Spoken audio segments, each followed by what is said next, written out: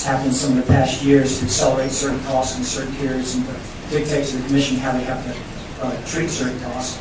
This is not even having the hearings. We won't know. Public utilities in Virginia serving more than 2.5 customer accounts will be in a black box, or whether, and it doesn't matter whether it's 5 years, 4 years, 3 years. We won't know, the commission won't know about the earnings of these regulated mountain utilities. What this essentially is deregulation of the base rates by the utilities, or really self-regulation by the utilities. Now, just briefly, I'll try to hit on a couple of points that were made earlier.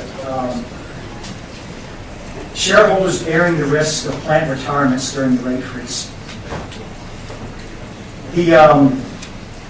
I've not yet heard Dominion state that we hear this figure of $2 billion, $2.1 billion talking about.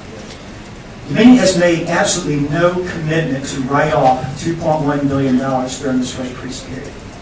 If they did, I suspect we would be up here supporting the bill. But they've not made that commitment. They've made it sound like that's what the commitment is. That's not the commitment. If you look in the bill, and the version I have, the numbers may be off, but during the rate transition period, the investor-owned utility shall recover the following costs. And this goes on to talk about plant impairments, as recorded per books by the utility for financial reporting purposes.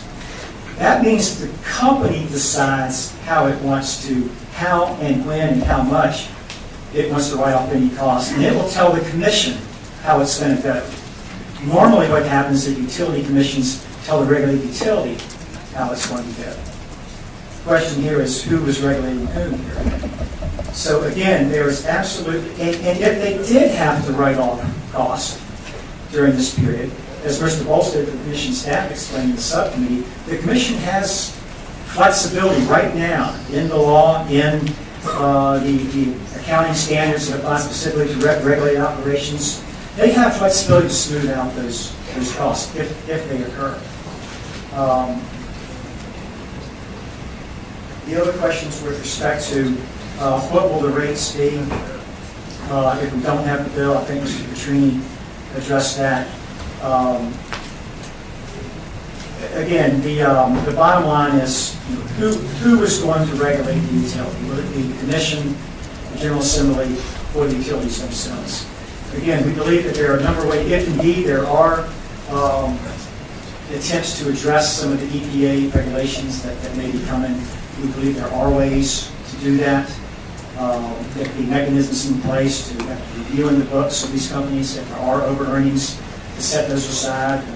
A regulatory account, there's provisions in the accounting standards manuals that provide just for that. The companies have done this in the past.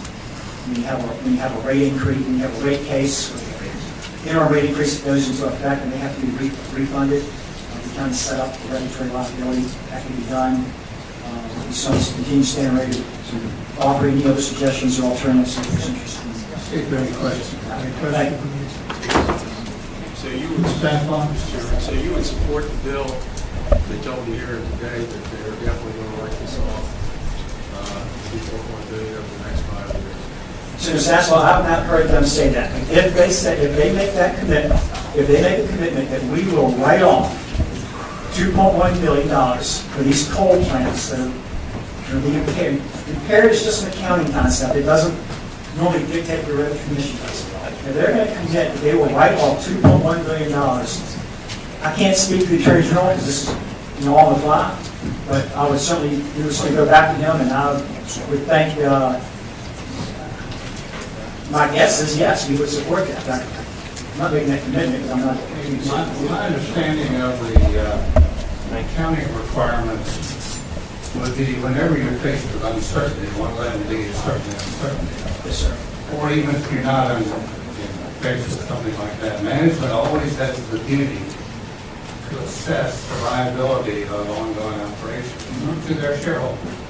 And indeed, they are required to make that determination to satisfy their auditors. So it's not exactly a matter of satisfying the commission only. They have stockholders to whom they have to report. So if 111D puts them in a position where the remaining useful life of those plants is impaired, they have no choice Yes, sir. Let's write them off, and I don't know of any theory where they can write them off over an extended period of time because of useful life put in. Yes, sir. You mentioned something about writing them off over a longer period. Yes, sir. Yes, the ledger asset center response. Actually, FASB accounting standards codification 980 under regulated operations. And I would direct your attention to regulation 980-405-25, recognition of regulated imposed liabilities. That is where it's recognized that utility commissions do have that flexibility. And I can give you an example. Let me interrupt you. I don't doubt what you're saying, but the reporting to the shareholders would not allow you to retain on your books something that's useful like it's expired. I mean, that's generally accepted accounting practice. Maybe you have the authority to recognize that, but that doesn't change their duties to their shareholders, does it? Senator, and perhaps Susan Larson, the commission could answer, as an accountant, could answer your question, but I can tell you this, using an actual example. The Yorktown and Chesapeake plants were impaired back in the 2012 or 2013 period.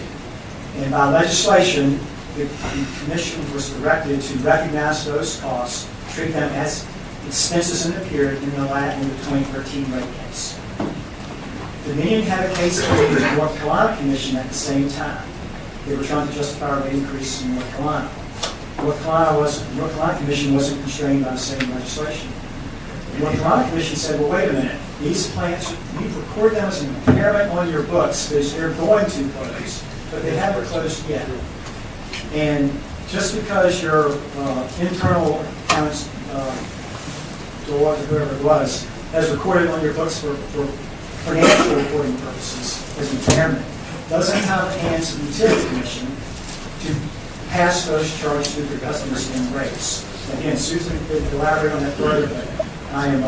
How can I finish, Mr. Chairman? Yes, sir. The real issue is the viability of the closing, not the certainty of the closing. So I don't doubt that you have the authority at the utility level to write them off as you think you appropriately can, but once the viability is determined that the plants are not likely to operate, I don't think any auditor would allow Dominion or any utility to keep those on their books. It doesn't make sense. But we can reconcile that later. I'm sorry, was that? I'm sorry, you didn't also. I said we can reconcile that. Yes. Thanks.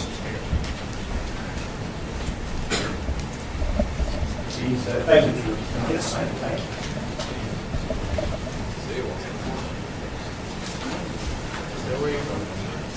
Good afternoon, Mr. Chairman, members of the committee. My name is Brian Gordon. I'm here today on behalf of the Virginia Apartment and Management Association and the Apartment and Office Building Association. Our member companies own and manage a collective portfolio of roughly 180 million square feet of commercial office space and over 400,000 apartment units throughout the Commonwealth of Virginia. I would like to express our sincere appreciation to Senator Wagner for his efforts to mitigate the impacts of the impending federal rules. And also, we further appreciate the good work that has been done to improve upon the bill from its introduced form. That said, we do maintain some significant reservations with the bill as it's currently before you and share many of the concerns that have been enumerated by preceding speakers. Without covering a lot of the same ground that preceding speakers have touched upon, I would take a slightly different approach. That is, if the General Assembly, in its wisdom, does determine that we should go in the direction embarking upon an extended period of suspended oversight by the SEC of utility-based rates. We believe that it is critically important that the going-in rate case in 2015 be a full and unrestricted review under the current regulatory regime. And to Senator Saslow's question earlier, what would be excluded from that 2015 rate case would be, under the language that's before you, would be the rate of return on equity. We believe that's a very significant component of the SEC's biennial review. We've heard already about the over-earnings that have been found. So we believe that to freeze the rates at their current level would be to unnecessarily cement into place those over-earnings. In addition to that, the rate of return on equity is also tied to the rider's and the rate adjustment clauses that would continue to go forward, further inflating those earnings. We don't dispute that Virginia has very, very competitive electric rates. We believe that could be lower, so we ask for your consideration.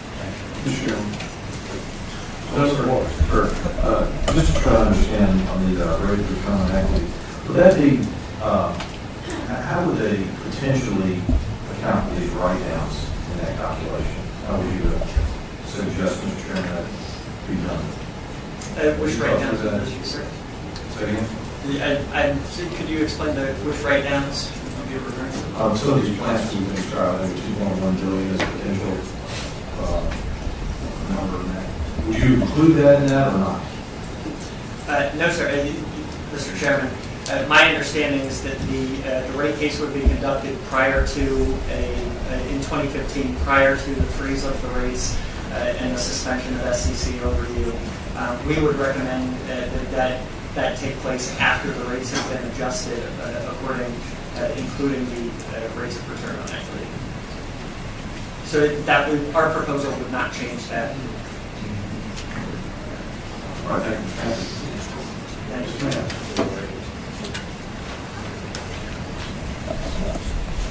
I'm Irene Leach, Virginia Citizens Consumer Council, and I teach consumer studies at Virginia Tech, and I have been involved in this for quite a while. And just to kind of summarize what I think everybody has said, it's premature to take action concerning what may or may not happen with the Clean Power rules. We don't know for sure that they'll come out this year. It has become more traditional that the feds miss the deadlines for these kinds of things and that they make them. We don't know that the write-offs would happen during this time. Once we do, there's still time for action. And I would suggest that those who have spoken to you in opposition have been more of the people who've been at the SEC and involved in the regulatory processes and know how this is really applied, how things work. I think that's why you're getting some different kinds of answers.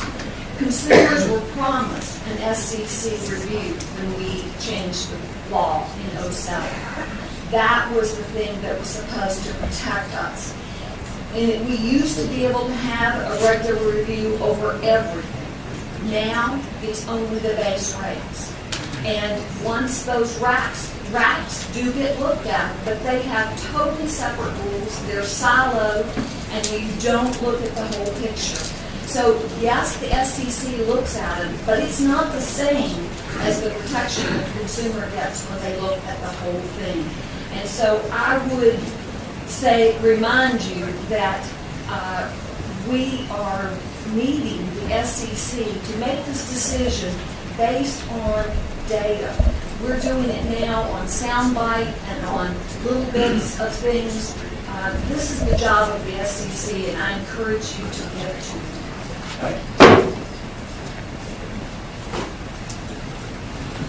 Mr. Chairman, members of the commission, my name is Scott Hudgens with Old Liberty Electric Cooperative. We say in support of this bill, we own a 50% undivided interest in the global power plant. And anything that's going to stabilize the rates, keep those plants from closing, we support it. Thank you.